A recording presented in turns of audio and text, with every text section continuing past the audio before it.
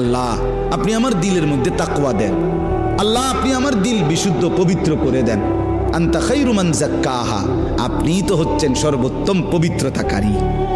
আনতা ওয়ালিয়ুহা, আপনি তো হচ্ছেন নফসের মালিক। ওয়া মাওলাহা, আপনি তো হচ্ছেন জিন্দেগীর মাওলা। আপনি ছাড়া তাকওয়া দিবে কে? আপনি ছাড়া হেদায়েত দিবে কে? মাওলা আল্লাহুম্মা আসলিহ লি শা'নি কুল্লা ওয়ালা তাকিলনি ইলা নফসি তরফাতা আইন।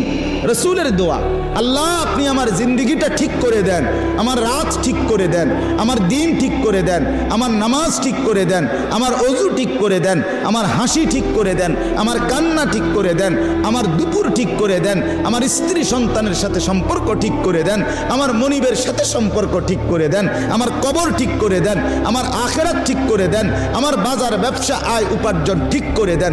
আল্লাহ সব ঠিক করে দেন। আমারে আমার মনের চাহিদার উপরে এক সেকেন্ডের জন্য, এক পলকের জন্য থাকতে দিয়েন না।